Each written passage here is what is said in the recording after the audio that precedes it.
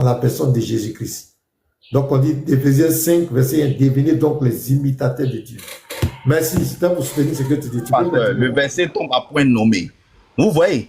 Donc les chrétiens prétendent imiter Dieu. C'est ça.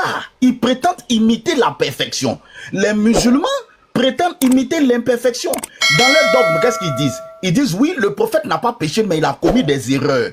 Quelqu'un qui commet des erreurs n'est pas parfait. Or, si tu donnes quelque chose d'imparfait à un être humain qui est déjà imparfait, pour qu'il puisse imiter, cet être humain ne va jamais tendre vers la perfection. Parce que le modèle même visé est un modèle qui commet des erreurs. Qui dit erreur dit absence de perfection. C'est ça le problème. Même si on n'appuie pas sur le fait qu'il a péché, on met ça de côté pour vous concéder même votre dogme. Vous suivez un homme qui a commis des erreurs, donc par définition qui n'était pas parfait. Vous comprenez? Et donc ça prouve que l'islam ne peut jamais emmener l'être humain vers la perfection parce que le modèle qui a été présenté aux musulmans à imiter est en lui-même un modèle qui est imparfait. Voilà le problème de l'islam. Alors que les chrétiens revendiquent d'imiter le modèle parfait qui est Dieu. Donc quand vous venez débat avec un chrétien et vous lui présentez les erreurs d'Isaac, mais le chrétien sera toujours serein face à vous. Parce qu'il va vous dire que mais moi je ne suis pas Isaac. Vous lui présentez Jacob. Il va vous dire mais c'est Jacob qui a fait, moi je ne suis pas Jacob. Vous présentez Pierre, le chrétien va rester toujours serein, sa foi va rester inébranlable. Parce qu'il va vous dire, moi je n'imite pas Pierre. Moi mon dogme est clair, mon dogme dit que tous ceux-là c'était des hommes, certes utilisés par Dieu, mais il n'y avait en eux rien de parfait à être imité. Ce n'est pas eux que j'imite, moi j'imite Dieu. Manifesté en chair, c'est lui que j'imite. Maintenant, mets ce Dieu-là au tribunal et puis il faut le juger. Tu vas me dire que si c'est un modèle imparfait, tu ne peux pas trouver. Il était parfait en parole, parfait en comportement, parfait en tout. Donc, il est digne d'être imité, digne d'être suivi. Vous voyez? Et donc, le fond de l'islam même est problématique. Le fond de l'islam en lui-même est problématique. Voilà ce que je voulais ajouter. Donc, vous allez beau tourner, vous avez un faux modèle à suivre.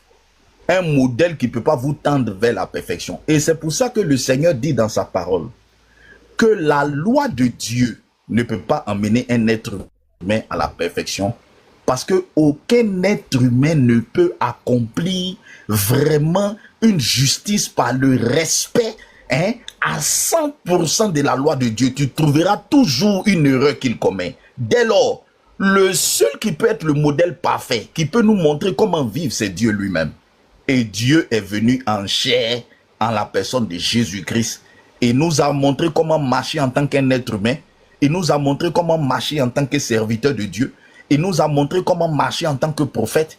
Et il nous a montré comment lui-même Dieu marche vis-à-vis des hommes. Comment lui-même Dieu marche vis-à-vis de ses serviteurs. Il a été un excellent modèle d'amour. Il nous a montré, il dit, il n'y a pas plus grand amour que de donner sa vie. Vous comprenez? Il nous a montré ce que c'est que l'amour, il nous a montré le modèle. Il nous a appris que si tu aimes quelqu'un, il faut être prêt à aller jusqu'à te sacrifier pour lui.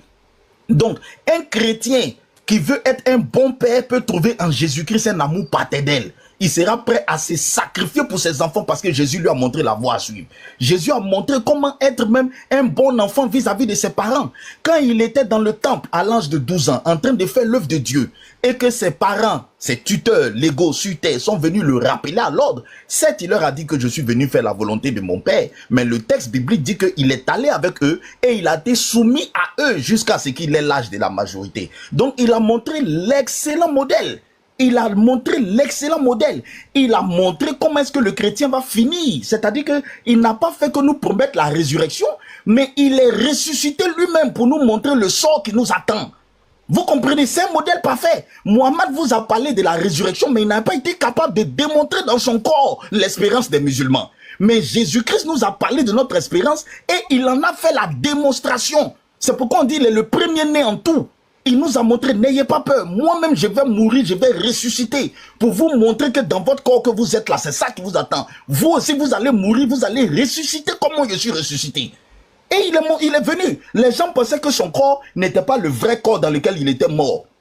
Les gens pensaient que c'était un corps inventé ou bien nouveau corps. Il a dit non, regardez mon corps blessé là, c'est le même corps, regardez les plaies. Les plaies sont là. Donc n'ayez pas peur, ce que je vous ai dit là, c'est ça qui va vous arriver. Si vous croyez en moi, c'est la même voie que vous allez suivre. Si vous me suivez, c'est pourquoi il dit, je suis le chemin, je suis la vérité et la vie. Pourquoi il est la vérité? Parce que tout ce qu'on a promis à l'être humain, c'est-à-dire la vie après la mort, la résurrection, c'est lui qui est le chemin qui a montré la voie. C'est lui qui a montré la voie. C'est lui qui a montré la voie. Et il a montré comment on serait enlevé au ciel. Parce qu'il était sur les monts Olivier, les gens les regardaient, il est monté. Il a été un modèle en tout. Donc quand l'Apocalypse nous dit qu'au son de la trompette, nous allons monter, ce n'est pas une espérance folle. Ce n'est pas quelque chose qu'on est en train de rêver. Non, celui qui nous a annoncé ça dans l'Apocalypse nous en a fait la démonstration sur les monts Olivier. Lui-même, il est monté, il a été enlevé par une nuée. Donc de quoi nous avons peur?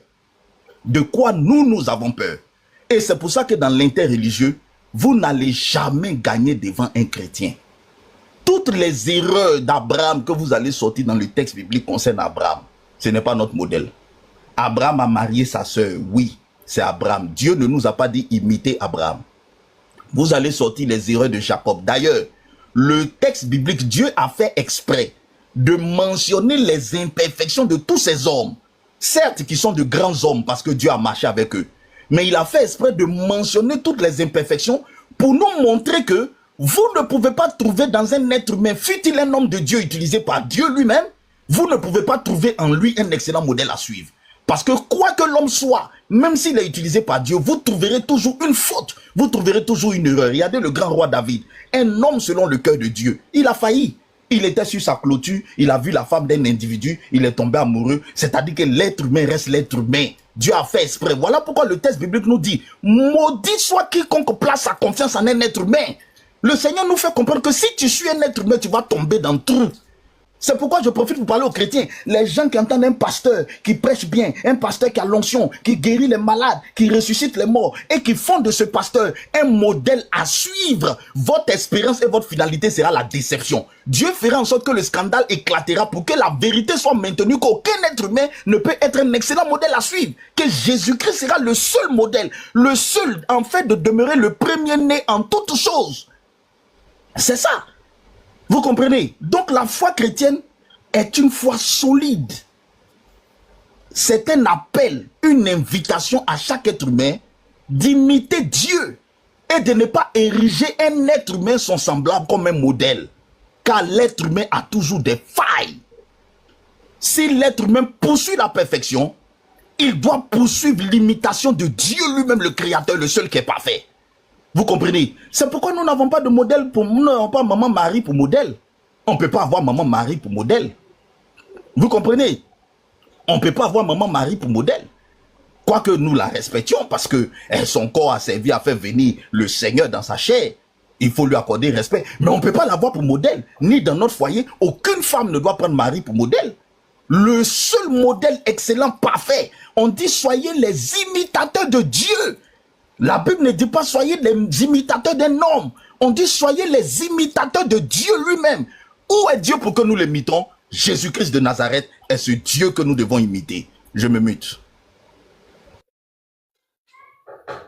Je salue tout le monde. Que la paix soit avec vous. Ça mérite une acclamation, mais le pasteur n'est pas là. Oui, baron, shalom, hein, le baron. Comment allez-vous? Que la paix soit avec vous. Ouais, ça va. Amen. Ouais, je suis très heureux d'entendre Envoyez mon wave au pasteur et puis vous lui faites un message. Voilà le numéro qui est là. Vous envoyez mon wave au pasteur, vous lui faites un message, vous dites que c'est pour Fils du Très-Haut, il va me transmettre ça fidèlement. Soyez bénis. Papa Baron, vas-y. Papa Baron, vas-y. Merci beaucoup. Je vais tout juste apporter plus de renforcement sur ce que le chef frère était en train de dire. Vous savez, il y avait un monsieur qui était venu voir Jésus-Christ. Il a dit bon maître. C'est-à-dire que bon maître dans l'enseignement, dans ce qui est bon, dans la justice, dans la loi. Bon maître, il voulait qu'il enseigne la loi. Alors Jésus-Christ, il a posé une seule question. De toutes les façons, il a récité, il a dit il a pratiqué toute la loi. Parce que normalement, Jésus-Christ devait nous dire que voilà un bon exemple à suivre. Mais non, Jésus-Christ a plutôt dit, regardez le monsieur, il a aimé. On dit qu'il l'aima. Mais il lui dit, va Débarrasse-toi de tous tes préjugés, tous tes biens là. Va vendre tout. Viens sur moi. Si tu veux être quoi? Parfait. Donc, personne n'est parfait, c'est Dieu seul qui est parfait. Justement pour dire à notre cher frère que Mohamed ne peut jamais être parfait. C'était un pécheur compulsif. Et il vient de faire une remarque vraiment très magistrale que c'est... J'aimerais que nos frères chrétiens prennent cet exemple-là. Si nous n'avons pas observé que Jésus-Christ était notre modèle, nous devons voir en lui ce qu'il lui il est. Parce qu'il faut le suivre. C'est pas seulement de le suivre parce qu'il faut qu'il mette un pas, tu marches derrière lui comme ça. Non. C'est de suivre dans ses gestes, dans ses activités qu'il a eu à faire, même son comportement envers même les pharisiens. La façon dont il répond aux pharisiens. La façon dont il est simple lorsqu'il parle aux pharisiens et il utilise les Écritures pour les apporter, la transparence des Écritures et les confondre avec leurs propres mots. Donc il y a beaucoup de choses. Ce n'est pas seulement, même comme le frère a dit, comment il a suivi sa maman après, quand il était tout petit. Il y a même dans notre façon d'apporter, n'est-ce pas, la nourriture spirituelle à nos chers frères musulmans qui sont là, ou bien à nos frères qui sont là, qui aimeraient vraiment se fortifier de manière pure dans la parole. Parce que nous ne pouvons pas apporter ce qui vient de nous. Parce que même si j'apporte ce qui vient de moi, ça serait toujours impur. C'est ce qui sort de ce qui est écrit, qui est pur. Et Dieu lui-même sait exactement ce qu'il va donner à chacun de nous selon les expériences et les niveaux où tu as rencontré. Comme le pasteur s'est levé. Pasteur. Et voilà. Ils vont t'envoyer mon wave, hein. Ils vont t'envoyer mon wave sur ton numéro.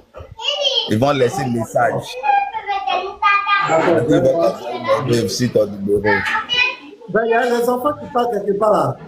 Baron. C'est chez Papa Baron. C'est chez Papa Baron. Il y a les enfants, il faut voir. Il faut te retirer d'eux.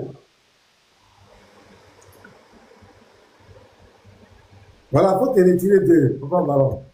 Les frères, faites un effort aujourd'hui. On va faire 500 000 cœurs. Hein? On est à 383 000 tapotés.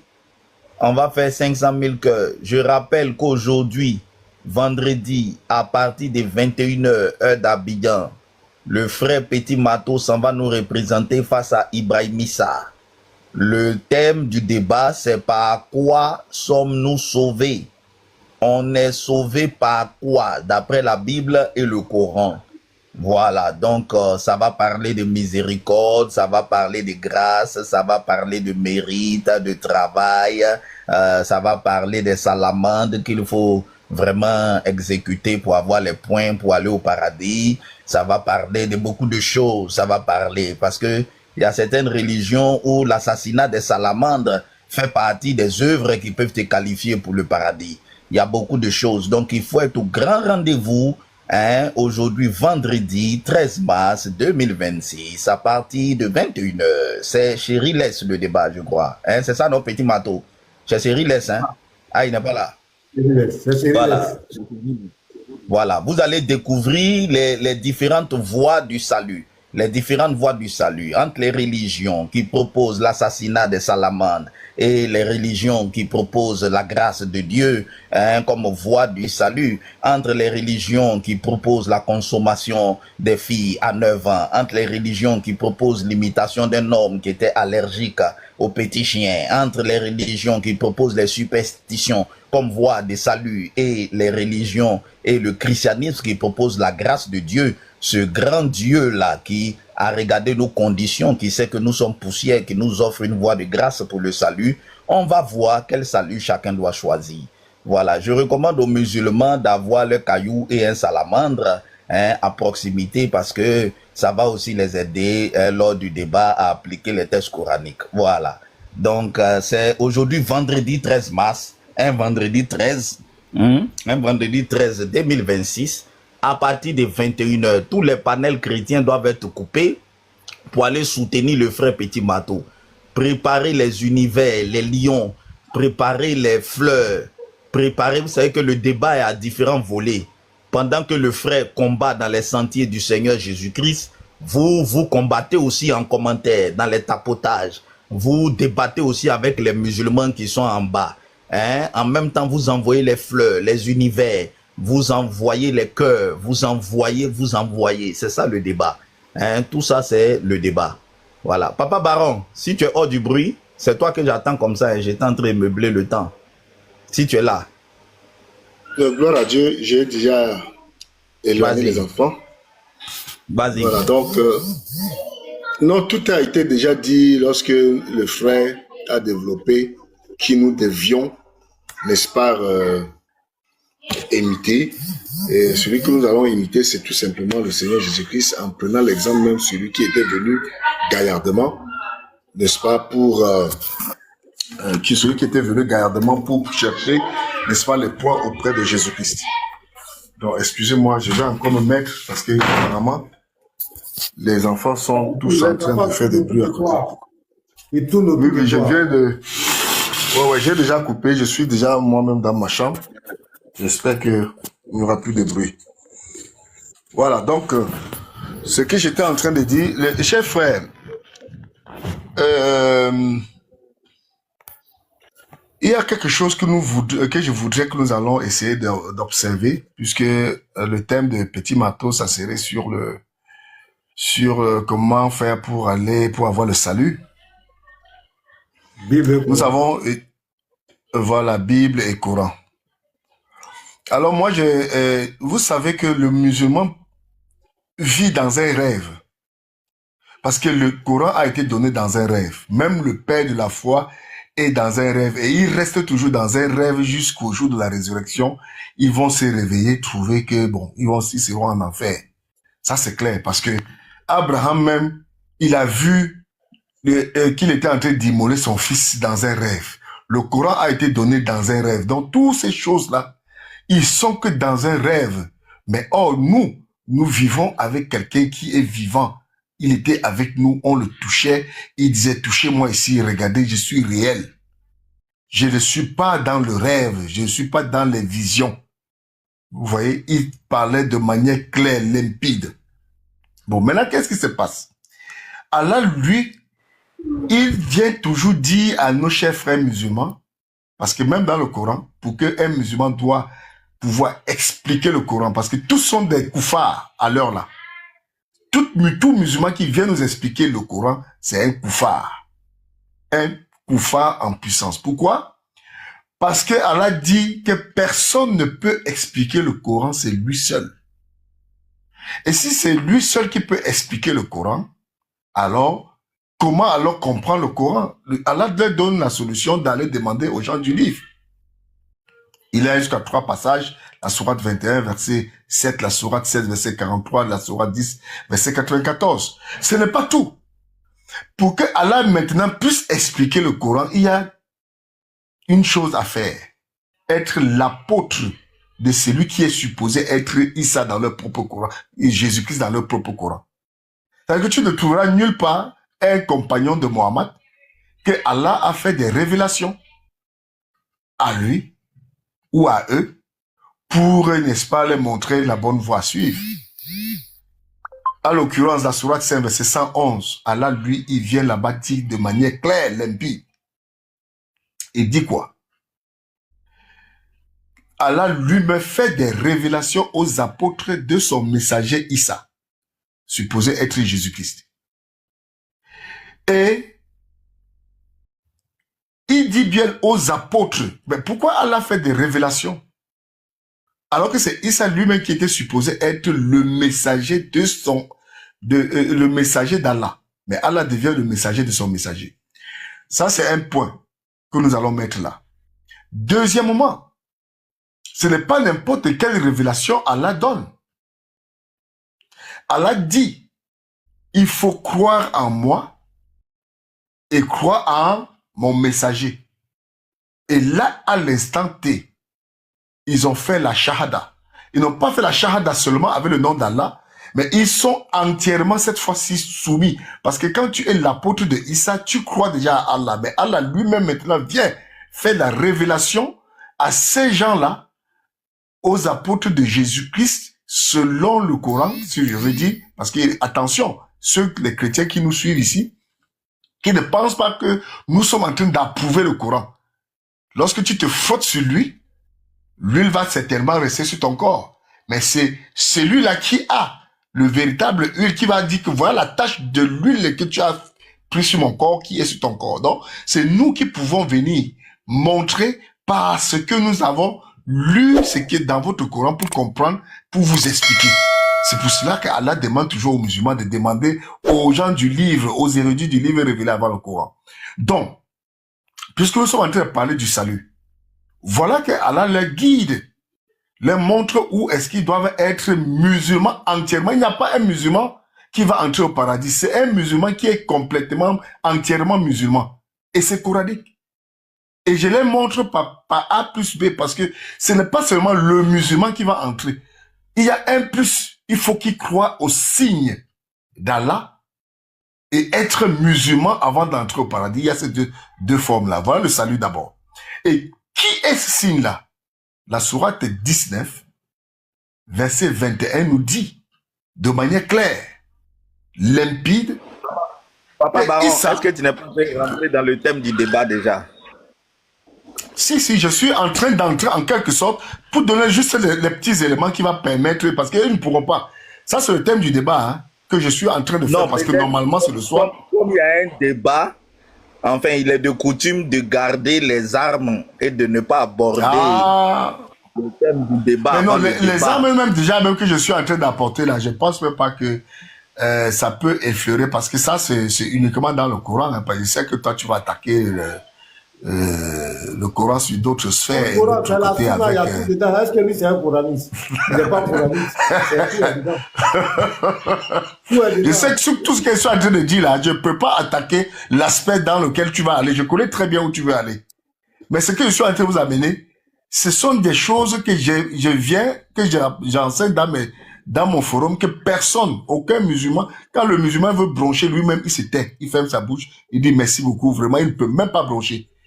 Et normalement, quand nous faisons ça, c'est pour justement apporter la vérité. On ne cherche pas à gagner un débat. Pour moi, hein, quand je viens, c'est dire ce qui est écrit. Ce qui est écrit, si tu veux, tu le prends. Tu vois? Donc, je voulais justement dire quoi? Attends, on a une soeur qui est là. Elle peut-être a des informations. On va revenir après. Oh, précieuse, merci pour l'ajout et le conseil. Oh, précieuse, shalom à toi. Oh, précieuse. Bon, souvent quand elle vient, elle a des informations et puis elle s'en va. C'est pas j'ai. Oh, précieuse. Bon, on dirait qu'elle n'est pas prête. Elle n'est pas bien. Je sais pas. Elle n'est pas là. Hein. Donc alors, tu as quelque chose à dire qu'il y a? Oui, je vous resalue dans le nom précieux de notre Seigneur Jésus-Christ. Et je tenais à donner une sourate là, même dans le Coran de nos frères musulmans, il est démontré clairement que Mohamed n'est pas un homme parfait. Il est démontré dans le propre Coran. D'accord? Et puis, je pense que je vais lire la sourate 46. La sourate 46, et là, c'est le prophète même qui parle. Le prophète Mohamed qui parle, qui dit... Ouais, bonjour. Il dit... Bonjour. Oui, je lis la sourate... Ouais, vas-y, frère. Dis. Oui, la sourate 46... Comme le frère parent est là, il va commenter aussi. Vas-y. Il dit, je ne suis pas une innovation parmi les messagers. Et je ne sais pas ce que l'on fera de moi, ni de vous. Je sais que je ne fais que suivre ce qui m'est révélé et je ne suis qu'un avertisseur clair. Ça, c'est le prophète Mohamed même qui parle. Il dit que lui, là, il n'est pas une innovation parmi les messagers et que lui-même ne sait pas ce qu'on fera de lui. C'est-à-dire, il parle du le jour de jugement. Hein. Le prophète Mohamed parle du dernier jour du jugement. Il dit que lui-même, là, il ne sait pas ce qu'on fera de lui. Encore moins qu'il ne sait pas ce qu'on fera des musulmans qui le suivent, ceux qui lisent le Coran. Et il finit en disant que lui, il ne fait que suivre ce qui lui a été révélé et qui n'est qu'un avertisseur clair. Ça, c'est la sourate 46, verset 1er qui dit ça. Alors, quand on lit, sourate 46, verset 9, quand vous lisez un passage comme ça, normalement, mais vous devez vous poser des questions. Quand vous dites que non, d'autres musulmans disent qu'il est l'homme parfait, même sa sueur, on prend ça comme du parfum. Même quand il fait pipi, il faut qu'on prenne ça pour utiliser. Et puis, c'est des choses vraiment qui... Ça surprend, quoi. On ne sait pas, est-ce que les musulmans lisent vraiment le Coran avant de commencer à monter sur les réseaux pour dire des choses? Voilà une sourate qui prouve clairement que le prophète Mohammed lui-même, il a été clair. Donc moi, je n'accuse pas le prophète Mohammed parce il dit que lui, il est un avertisseur clair.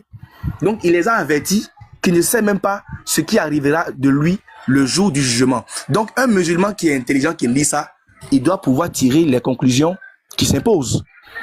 La conclusion est quoi? La conclusion, c'est que Mahomet n'est pas un exemple à suivre. Maintenant, je reviens sur la sourate 23. La sourate, je pense, c'est la sourate 23 qui dit clairement que si quelqu'un suit un homme, la personne là ira à la perte. Parce qu'aucun homme n'est parfait. Toujours dans le Coran, hein. Si vous suivez un homme, c'est que vous irez à votre perte. Parce qu'aucun homme n'est parfait. Il est écrit dans le Coran. Alors, pourquoi les musulmans nous disent maintenant qu'il faut suivre tout ce que le prophète dit, tout ce que le prophète fait, il faut faire ça? Parce qu'en fait, c'est là le vrai problème de nos frères musulmans. Ils veulent suivre leur prophète. Or, quand vous lisez le Coran correctement, celui qui a bien lu le Coran, et il est vraiment honnête, il est sérieux, celui-là, il finira par devenir chrétien.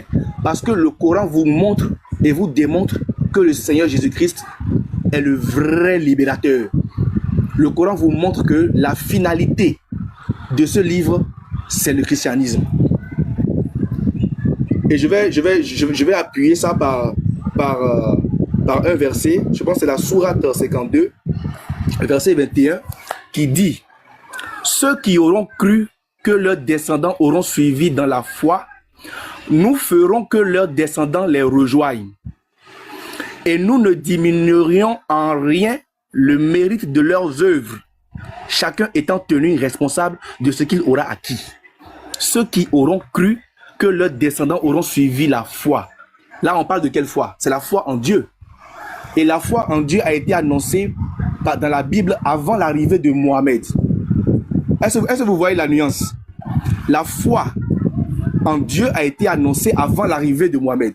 Et dans le Coran, il est écrit que ceux qui auront cru que leurs descendants auront suivi la foi, nous ferons que leurs descendants les rejoignent et nous ne diminuerons en rien le mérite de leurs œuvres, chacun étant tenu responsable de ce qu'il aura acquis. Vous voyez un peu? Donc, voilà des passages qui sont assez terre à terre. Mais ce qui m'étonne, dans aucun des débats musulmans, aucun musulman ne prend ces sourates-là pour parler. Il n'arrive pas à prendre ces sourates. À chaque fois qu'il y a débat, ils prennent des versets bibliques. Or, pourtant, ils ont des versets aussi chez eux. Pourquoi ils ne prennent pas ces versets-là pour pouvoir démontrer leurs idées, pour pouvoir contester, pour pouvoir dire la primauté de l'islam? C'est ce que nous, on veut avoir. On veut voir vraiment des versets dans le Coran qui démontrent et qui affirment, qui illustrent les idées que nos frères musulmans donnent par rapport à la religion chrétienne. Je vais continuer, toujours dans le Coran, avec, je pense que c'est la sourate 58, voilà, 58, qui dit quelque chose de très important. Il dit, sourate 58, 58, qui dit: place ta confiance en le vivant qui ne meurt jamais. Mais pasteur, est-ce qu'il y a un vivant qui ne meurt jamais si ce n'est pas Jésus-Christ lui-même? Est-ce qu'il y a un vivant qui ne meurt jamais si ce n'est pas le Seigneur Jésus-Christ? Moi, je n'utilise pas le Coran pour légitimer ma foi. Voilà. Moi, j'ai un principe. Moi, je lis le Coran. Voilà. D'accord. Moi, je lis le Coran en tant que chrétien pour montrer à nos frères que leur livre donne la primauté à la religion chrétienne. Vous voyez, aujourd'hui dans le monde, il y a plusieurs imams qui deviennent chrétiens. Tu as reçu de ça, frère? Tu as reçu de ça? Il y a plusieurs versets dans le Coran qui prouvent que la religion chrétienne, il faut que les musulmans reviennent à la religion chrétienne. Écoutez ce verset par exemple qui dit. Écoutez bien ce verset qui dit, la sourate 58, qui dit: place ta confiance en le vivant qui ne meurt jamais. Mais Le verset Il va combien? dire que est-ce que Jésus n'est pas mort et il est ressuscité? On dit de Jésus, jamais. Jésus est mort, il est ressuscité, mais il est vivant. Il vit pour les siècles des siècles. Donc ça va devenir un polémique, mon frère. Vas-y, moi je respecte tes arguments, mais moi, pour là. Non, mais le frère a demandé, le verset, c'est Sourate 58. Sourate. Un instant, je vérifie.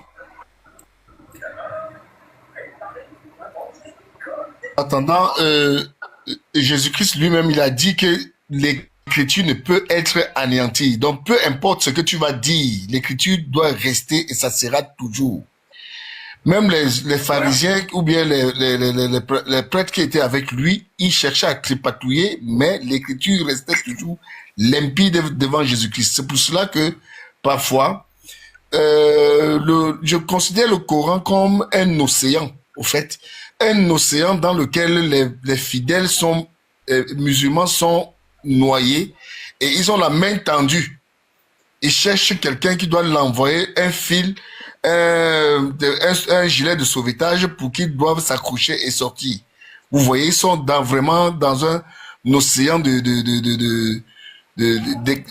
fausseté qui ne savent pas par où doivent sortir. Alors, j'ai rencontré des gens qui n'ont même pas eu besoin d'un chrétien pour pouvoir fuir l'islam.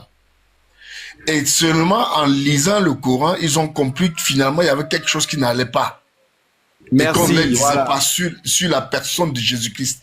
C'est ce que moi j'ai toujours dit. Ne croyons pas toujours que même le diable, lorsqu'il utilise même nos écritures pour nous tromper, si tu n'es pas limpide et que tu connais la vérité, lorsque tu vois la tentation du Christ, le diable a examiné les Écritures, Jésus-Christ aussi a examiné les Écritures. Mais il est dit que toi, le Fils de Dieu, s'il quitte de là, il tombe, voilà ce qui va arriver. Jésus-Christ dit aussi, il est aussi dit, tu ne tenteras pas le Seigneur ton Dieu. Lui qui était tenté, qui était Jésus-Christ, il lui dit que moi je suis ton Seigneur, ton Dieu, tu ne dois pas me tenter. Donc voilà autant de choses. Il n'a pas nié sa personne qu'il était, et le diable, il a compris, ils ont examiné les Écritures, l'écriture que le diable va aller prendre pour venir chercher à te tromper, il faut être aguerri et averti pour pouvoir le faire. Nous, les musulmans prennent ces mêmes livres-là, islamiques, pour dire voilà ce qui est écrit de votre écriture dans notre livre. Alors que nous allons aller les montrer de quoi il s'agit. En leur disant que non, c'est faux. Voilà comment ça se dit, mais eux, ils n'ont pas la révélation parce que Dieu parle spirituellement, il ne vous parle par révélation et nous devions comprendre ce qu'il nous dit par révélation lorsque même nous lisons la Bible. Il y a des passages bibliques que tu vas le lire, demain tu vas revenir lire, tu vas comprendre qu'il est en train de te parler par rapport à ce que tu as eu à affronter avec certaines personnes. Donc pour moi, le Coran, le Seigneur nous a dit dans Jean 10, verset 36, verset 34 à 35, que l'écriture ne peut pas être anéantie. C'est impossible. Impossible. C'est où je crois à la Bible à 2000%. Pourquoi? Parce que il a lancé un défi. Personne ne peut altérer ces écritures-là. Donc un Dieu, comme peut altérer ces écritures, comme il est en train de prétendre dire qu'il est venu abroger le Coran pour apporter ce qui était, ce que le diable a fait, n'est-ce pas, disparaître, n'est-ce pas, il apporte ce qui est encore plus meilleur. Alors notre Dieu te dit que non, lui, son écriture ne peut pas être anéantie. Tu ne peux pas. C'est impossible. Parce qu'il est le Dieu Tout-Puissant. Il est même pendant que tu réfléchis, il est dans ton état d'esprit pour te dire, pour te cacher même ça, pour te dicter sa parole, qui sera cachée même dans ta parole. Donc autant pour moi, moi avant j'étais toujours dans la Bible, et j'étais toujours faible quand j'étais en face de ces gens. Mais quand j'ai commencé à attaquer le Coran et entrer dans le Coran, sortir, n'est-ce pas, la vitalité qui est cachée. Parce qu'il faut, pour pouvoir voir cela, il faut avoir une dose de révélation pour comprendre cela. Et quand tu expliques ça aux fils de Dieu, ils comprennent ça de manière aisée. Et celui qui est dans l'obscurité, comme les musulmans, ils doivent avoir peur de t'affronter et de te dire n'importe quoi. Car s'il rejette ce que tu as dit, il a rejeté, il a compromis lui-même son propre Dieu. Et là, il commence à réfléchir. Parce qu'il ne t'amène pas à me suivre, je t'amène à lire la vérité et de réfléchir toi-même et le Seigneur te sauve. Que la paix soit avec vous. Amen, amen. Pasteur, je suis tombé sur un verset là. J'aimerais lire ça avec vous, hein, pour que vous voyez comment le livre de nos frères musulmans, leur livre même là, ça fait tellement l'éloge du Seigneur Jésus-Christ et ça prouve que Jésus-Christ existe maintenant et pour toujours. Écoutez bien le verset, c'est la sourate chapitre 3, verset 45. Sourate chapitre 3. S'il y a des frères musulmans, ils vont lire en même temps. Sourate chapitre 3, verset 45 qui dit: Ô Marie, Dieu t'annonce la bonne nouvelle d'une parole venant de lui. D'accord? Il s'agit de l'enfant, hein. Dieu t'annonce la bonne nouvelle d'une parole venant de lui. Son nom sera le Messie Jésus, fils de Marie. Le Messie Jésus, fils de Marie, illustre ici-bas et dans l'au-delà. Et parmi les rapprochés de Dieu, illustre ici-bas et dans l'au-delà. Mais celui qui est illustre ici et qui est encore illustre dans l'au-delà, est-ce que le prophète Mahomet, est-ce qu'il y a eu un message comme ça qui a été dit de lui dans le Coran? S'il y a un frère musulman sur le panel ou bien dans les commentaires, il peut nous aider à voir ça. Parce que moi, j'ai pas vu. Si tu dis c'est pour moi, je suis d'accord avec toi. Moi, je n'ai aucun problème avec ça.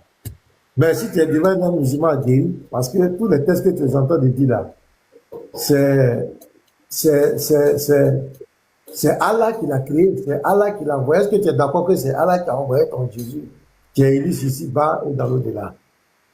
Ça, vous allez rentrer dans les choses, parce que le Coran, pour le musulman, le Coran dit que c'est Allah. C'est le Dieu de l'islam qui a envoyé Jésus. Illustre ici-bas. Est-ce que toi, maintenant, si on te retourne la question, fils de Marie, tu vois, on dit fils de Marie, tant.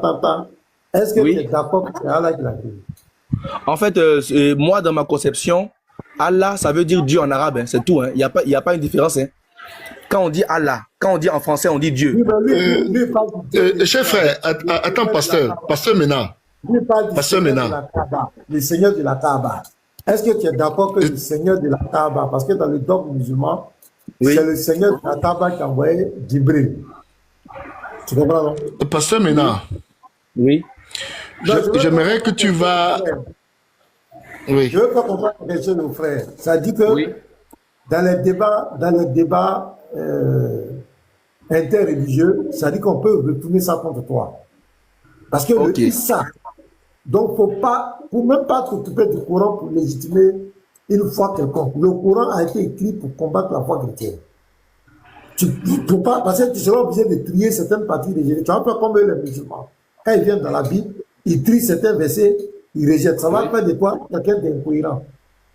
Parce que il y a des versets parce qu'il y a dans le même Coran, je te prends par exemple, regarde ici. Oui. Regarde. Je te prends un verset, la sourate 5. Oui. La sourate 5, verset 100. Attends, on va lire, tu vas voir. Est-ce que tu vas accepter ça? Tu ne vas pas accepter ça. Sourate 5. Verset 115. Attends. Verset 115, hein? Sourate 5, verset 116. On va lire 116. Voilà, regarde. Ça dit, ô Jésus, fils de Marie, est-ce toi qui as dit aux anges, prenez-moi ainsi que ma mère pour deux divinités en dehors d'Allah? Il dira, gloire et pureté à toi. Il ne m'appartient pas de déclarer ce que je n'ai pas le droit de dire. Si je l'avais dit, tu l'aurais su. Certes, tu sais ce qu'il y a en moi et je ne sais pas ce qu'il y a en toi. Tu es en vérité le grand connaisseur de tout ce qui est inconnu. Donc, ce personnage-là, Jésus dont tu es en train de présenter ici, il rejette la divinité. Parce qu'il est dans un procès avec le Dieu de l'islam. Est-ce qu'on est d'accord avec ça? Donc, il va te plaquer ça. Tu parles de ton Jésus. Mena, pasteur Mena, excuse-moi. Attends, je viens. Je vais finir ma phrase. Donc, lui, il te plaque ça. Tu es là, par exemple, Issa, fils de Marie, on dit dans le d'accord, il n'y a pas de problème. Il est ici, on ne savait pas dire qu'il est Dieu. Ils ont dit que ce n'est pas Dieu. Mais voilà le Issa là qui parle ici. C'est Jésus là. C'est Jésus, on le trouve, il est devant là et puis il dit, regarde, prenez-moi ainsi. Il dit quoi? Regarde, c'est le moment où Allah dira, oh Jésus, fils de Marie, est-ce toi qui as dit aux gens, prenez-moi ainsi que ma mère pour deux divinités en dehors de moi? D'Allah? Tu vois, il dira, Gloire C'est et pas, pureté de ça, c'est foi. pas possible, ça. Ah, donc tu vas prier. Ouais. Donc, pour pas vous laisser, là, il dira, gloire et pureté à toi, il ne t'appartient pas de déclarer ce que je n'ai pas le droit de dire. Donc Ouais. ici, c'est Issa dit qu'il n'a pas le droit de dire qu'il est Dieu. Ok, Si ok. je l'avais Non, non, dit- non, je suis désolé. Pasteur Ménard, Si je je suis l'avais désolé. dit- Moi, s'il te Attends, plaît, je vais Pasteur te Ménard, dire- c'est pour ça que je voulais t'arrêter. S'il te plaît, pardon, laisse-moi parler ici, je t'en prie. Je t'en prie. D'accord, vas-y. je peux- Regardez très bien que, lisons très bien attentivement, hein, parce que c'est quelque chose que Jésus-Christ même met à dépourvu Allah. Il met à dépourvu Allah d'être prétentieux de connaître ce qui est en lui, alors que lui, il sait que lui, il ne sait pas ce qui est en lui. Toi qui es prétentieux de connaître ce qui est en moi, tu devais savoir que je ne sais pas. C'est ce qu'Allah dit. Ça crée des problèmes entre les oulémas musulmans. Ça, c'est ce passage que vous voyez là. Donc, vous voyez ici qu'il dit même que il ne m'appartient pas. Il dira gloire à Allah et gloire et pureté à toi. Il ne m'appartient pas de déclarer. Il y a une déclaration, c'est que je n'ai pas le droit. Il n'a pas le droit. C'est question de droit. Il n'a pas dit qu'il n'est pas Dieu. Il n'a pas dit qu'il ne doit pas déclarer qu'il est Dieu. C'est Allah qui déclare qui est Dieu ou pas. Est-ce que vous avez compris? Et vous allez voir maintenant où Issa, lui, il dit dans la Sourate 43, verset 64 ou 63, il dit très clairement là-bas que obéissez-moi, craignez Allah et obéissez-moi. Comment ça? Et il dit ça 2 reprises dans le Coran. Oui, tout à fait, tout à fait. Non, attends, frère. Donc maintenant, Attends, quand je- vous venez encore ici, attends, je n'ai pas fini avec ce passage, Pasteur Ménard. Regarde bien ce passage-là. Rappelez-vous que Allah dit bien que tout homme mourra. Et là-bas, ils ont utilisé le mot nafsi. Nafsika et nafsi. Et nafsi et nafsika. Donc, comment se fait-il que Allah qui dit que tout homme mourra et Jésus-Christ, le jour du jugement ici, a dévoilé l'âme d'Allah. L'individu, Allah, il a dévoilé. Donc ici, là, le Seigneur a mis en dépourvu l'entité Allah le jour du jugement dans sa prétention de vouloir le juger. C'est ça que je vous dis, et pasteur, maintenant, méditez là-dessus et prenez-là. Parfois, il y a des choses que nous pouvons faire. Moi, je vous assure, quand je prends ça, je le lis.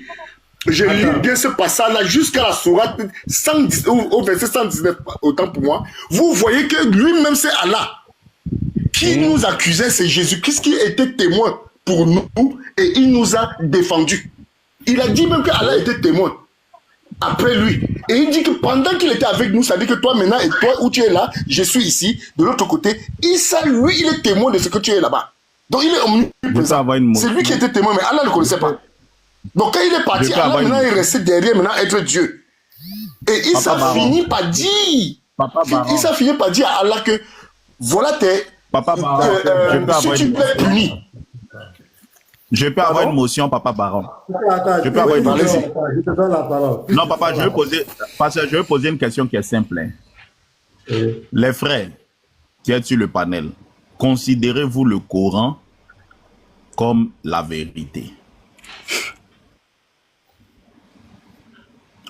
Je pose la question, hein, à Kira et Baron. Est-ce que vous considérez le Coran comme un livre qui est vrai? Le Coran n'est pas un livre qui est vrai. Mais si tu parles de mon père, si tu parles de l'acte de naissance de mon père, je vais te montrer que l'acte de naissance de mon père est ça. Et je t'explique. Attendez. C'est clos. C'est ce que Pasteur Ménard essaie de vous comprendre. Quand on parle du christianisme, le christianisme est la vérité. Le Coran n'est pas un livre qui est vrai.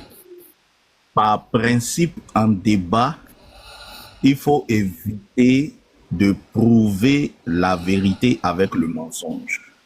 Ça, c'est par principe en débat. J'entends bien tous vos arguments, hein?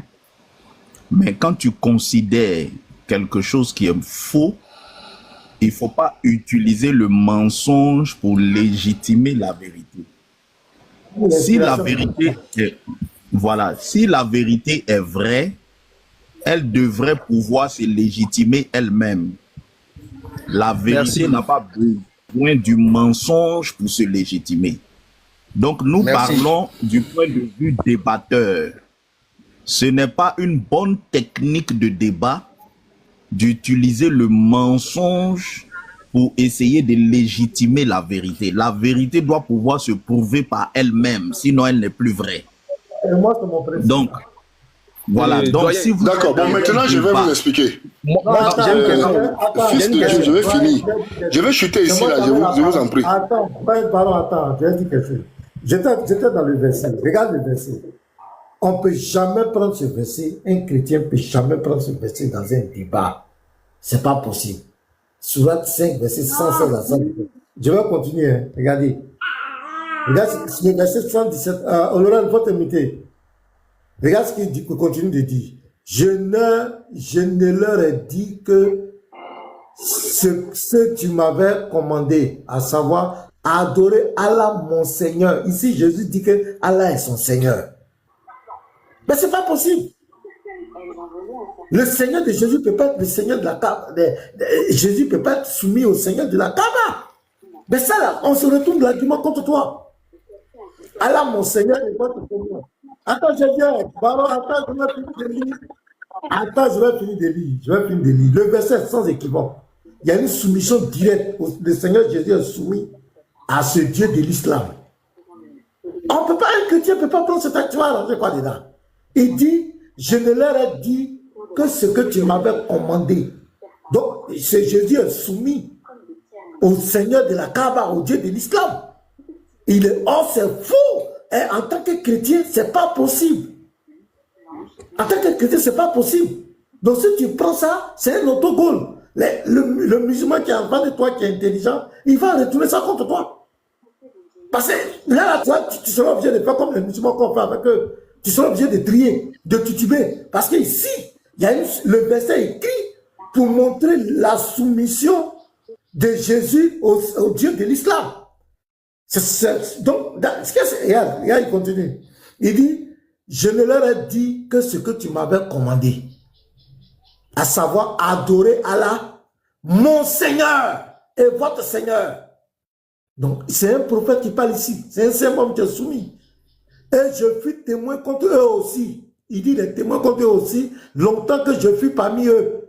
Puis quand tu m'as rappelé, c'est toi qui fus l'observateur attentif et tu es témoin de toutes choses. Donc ici, ce Jésus-là, il est soumis au Dieu de l'islam. C'est ça qui est un dogme de mensonge. Donc, ce texte-là, on ne peut pas prendre ça. D'ailleurs, même le Issa du Coran n'a rien à voir avec Jésus-Christ.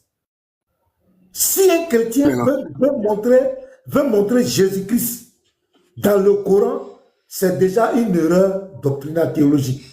Parce que le Issa du Coran, le Issa du Coran n'a rien à voir avec Jésus-Christ. Et il y a toutes les preuves. Le Issa du Coran est soumis à un seigneur de la Kaaba, le Dieu de l'islam. Et ce qui n'est pas vrai. Donc, aucun argument ne doit être pris ici. Pasteur, laissez-moi parler. Vous avez parlé là. Vous avez dit que le musulman... Papa Baron, s'il vous plaît. Moi, je suis en train d'assister à une discussion. Moi, ce n'est pas les arguments que j'écoute le fond de la discussion.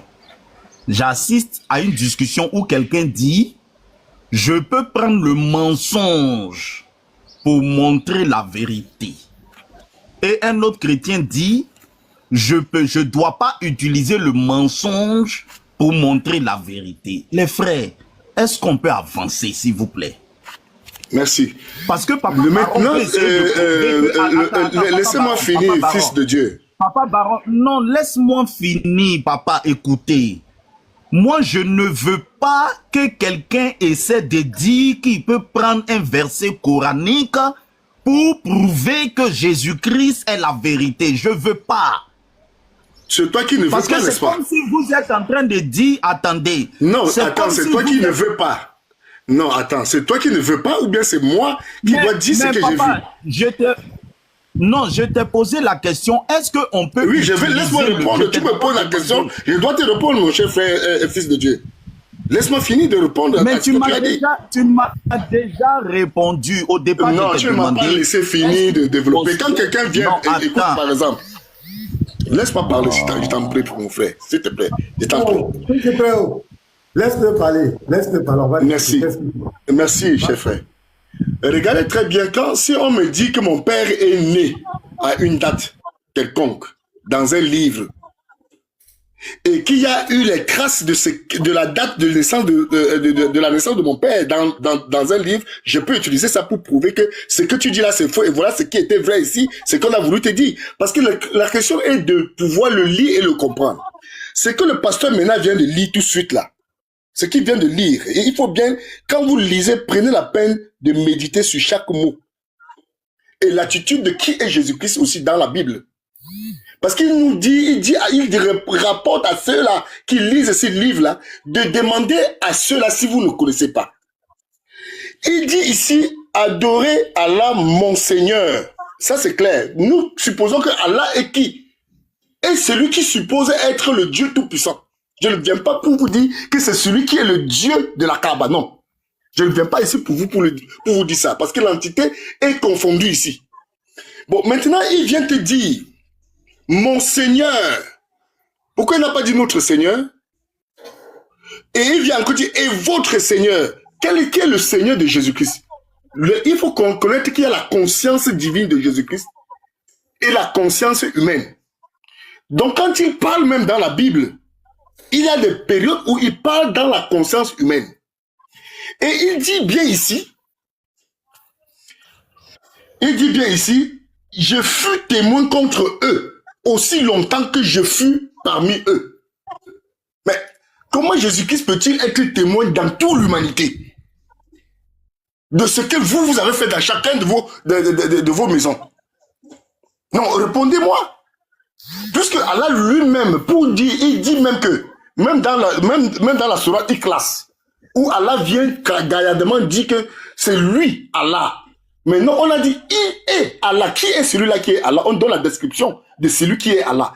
Quand tu prends la description de ce qui est en bas, qui montre de celui qui est Allah dans la sourate Ikhlas que les musulmans adorent, je vous assure, tu vas dans le Coran, point par point, tu mets, tu colles, tu déposes. Il voit très clairement qu'il s'agit de ce Dieu-là, qui lui, il est en train de dire qu'il est Allah.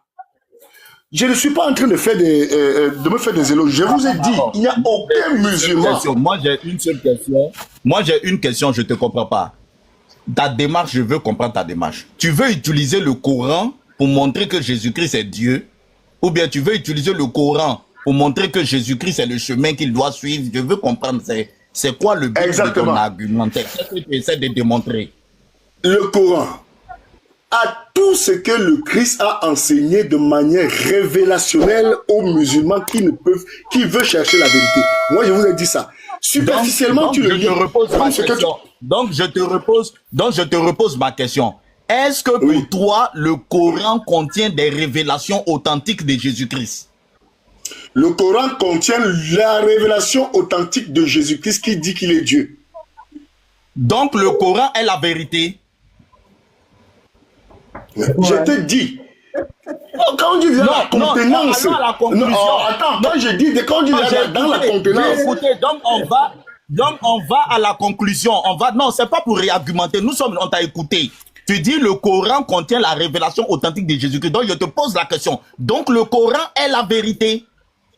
Non.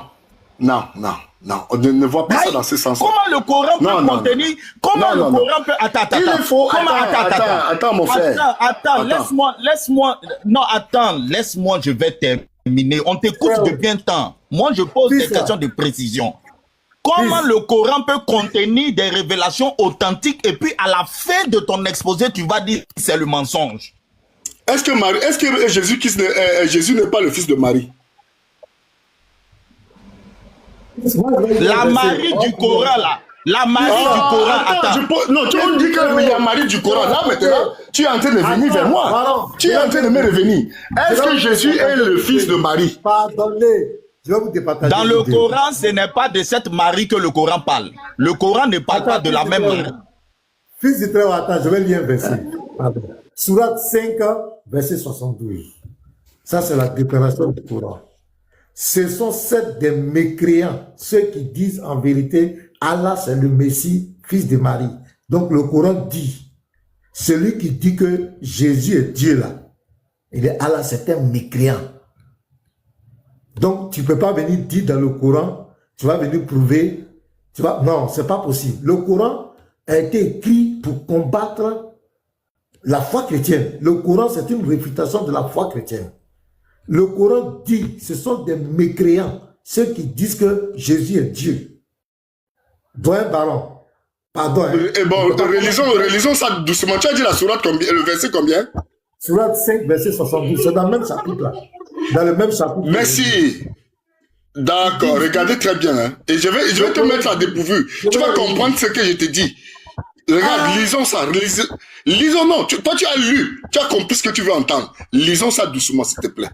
Ce n'est pas difficile. Je vais lire. Non, ce sont certes des mécréants. Regarde, ceux qui disent en vérité Allah c'est le Messie, fils de Marie. Est-ce qu'il y a un chrétien qui dit que Allah c'est le fils de Marie? Ah, donc le Coran ment. Donc, bon, revenons dans la Bible. On ne dit jamais que le fils de Marie est Dieu. Non, on ne dit jamais que le fils de Marie est Dieu. Non, on ne dit jamais le fils de Marie est Dieu.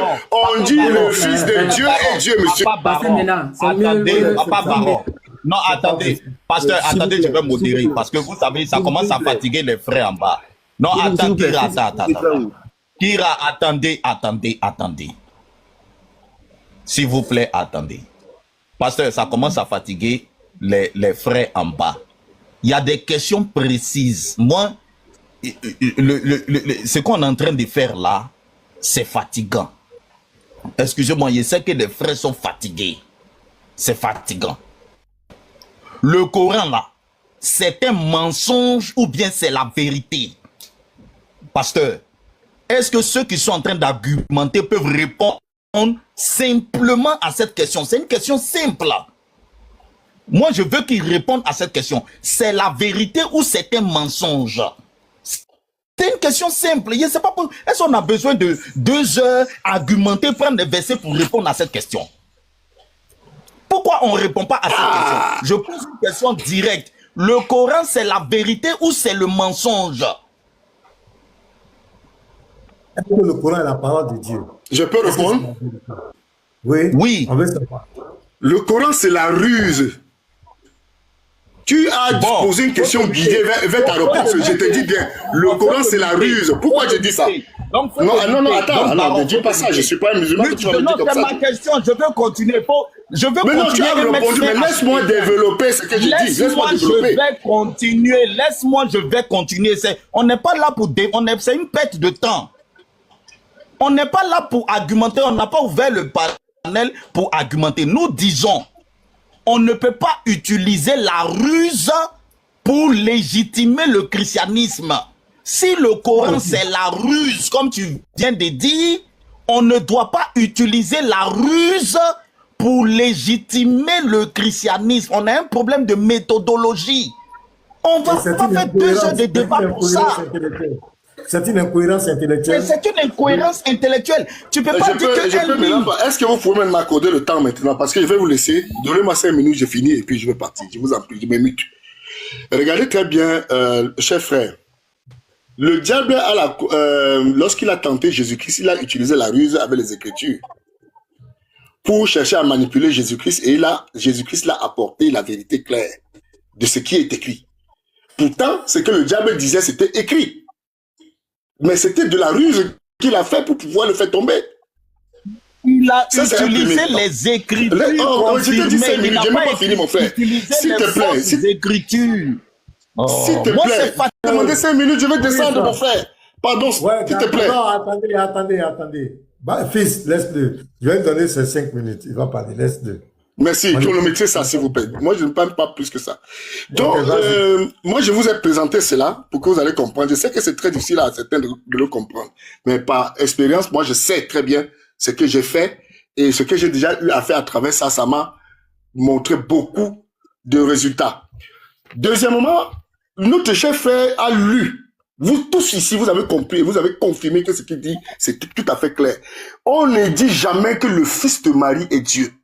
On dit chez nous, moi chrétien, je dis, le Fils de Dieu est Dieu. Voilà ce qui est écrit. Quand tu vas dans Luc 1, verset 35, on te dit le pourquoi le Fils de Dieu, pourquoi Jésus-Christ est appelé Fils de Dieu. lui-même, il confirme dans Jean 10, 36, comment il est sanctifié et il est le Fils de Dieu. Il confirme à l'aveugle comment il est le Fils de Dieu. Et lorsque tu vas dans le Coran, on lui dit, si le tout miséricordieux avait un enfant, je serais le premier à l'adorer. Ça, c'est la sourate 43, verset 81. Face à ce genre de choses que le Coran vient dire, il n'a même pas confirmé. Moi, je pense que si le Seigneur a dit l'écriture ne peut être anéantie, personne, même Allah ne peut pas anéantir ses écritures. C'est-à-dire que c'est montrer même que Allah a vaincu même le Christ et il a pu sortir une écriture par laquelle Dieu ne peut pas contrôler. C'est impossible, monsieur. Donc, moi, à travers ce que je vous dis, il y a la ruse dans le Coran partout et Allah lui-même, il a donné sa description étant le plus grand rusé. Et alors, quand tu entres, tu vas sortir dans le rusé, il y a quelqu'un qui peut tout simplement sortir ce qui est de la vérité, de la parole d'un rusé pour lui dire, tu as menti, voilà ce que tu as fait. Et c'est ça, ce que le pasteur maintenant vient de dire tout de suite. Il a dit le fils de Marie. Allah lui-même dit que Allah, c'est le fils, c'est le Messie, fils de Marie. Non, on ne dit jamais ça. C'est le Messie, fils de Dieu qui est Dieu. Et Jésus-Christ a été condamné pour ça. Est-ce que vous allez me dire non ici? Vous allez me dire non que ça là, ce n'est pas ce qui est écrit dans la Bible? Jésus-Christ dans Matthieu 26, verset 63 à 65, il a été jugé parce qu'on lui pose la question. Es-tu le Christ, fils de Dieu? C'est-à-dire le Christ, la nature divine? Il a dit que oui. Non seulement je le suis, attendez-moi demain, désormais vous allez attendre le Fils de l'homme. Et il a parlé qu'il va venir dans la nuit. C'est qui? Le Fils de l'homme qui est dans Daniel 7, verset 13-14. Donc ici, on parle du Fils de Dieu et que le Coran dit que si Allah lui-même il avait un enfant, il serait le premier à l'adorer. Et si quelqu'un vient me dire, le musulman qui se met devant moi, il va me dire que Allah n'est pas le Fils de Dieu, lui-même je vais le faire rejeter son Coran. Parce que c'est écrit dedans. C'est montrer ce que Allah est en train de redouter là. Moi, je veux lui montrer comment cela est dans sa nature. Donc, mes chers frères, moi, je vous laisse la parole. Vous parlez, c'est ce que j'avais à vous dire. Mais excusez-moi pour ma façon de parler. J'écris, mais excusez-moi, que la paix soit avec vous, mes chers frères. Alors, merci, Doyen Baron. Moi, je voulais savoir une chose. Quand le Coran dit à la sourate 5, verset 72, ce sont 7 les mécréants, ceux qui disent en vérité, Allah est le Messie, fils de Marie, alors que le Messie a dit aux enfants d'Israël, adorez Allah, mon Seigneur et votre Seigneur. Le Coran parle de qui ici? Le Coran parle de lui-même, de Jésus-Christ lui-même, mais il rejette celui qui appelle Jésus-Christ, fils de Marie, Dieu. Et il dit bien, mon Seigneur. Et il parle encore, et votre Seigneur. Il y a la conjonction de coordination. Il n'a pas dit mon Seigneur et notre Seigneur. Il n'a pas de notre Seigneur avec Pasteur, je peux demander la parole, s'il vous plaît. Après quoi? Ouais, parce que c'est compliqué. Ici, le Coran... Il y a des débats qu'on est obligé de faire vraiment. Est-ce qu'il y a des débats qu'on est obligé de faire vraiment? Ah, vraiment, hein? Tout le monde est en train de souffrir en bas. Il a fini, pasteur, avançons. Il a fini, avançons. Il y a des choses, on n'est pas obligé de débattre, de convaincre, avançons. Pasteur, avançons, avançons, vraiment. Pasteur, je voulais juste poser une question au frère, s'il te plaît, si c'est possible. Ouais, allez, Olivier, vas-y. Non, frère Olivier. Je vais pas être long. Moi, crois-moi, je vais pas être long. Non, crois-moi. Excusez les frères. À un moment donné, je vais pas être long. Non, attends, je sais que tu ne seras pas long.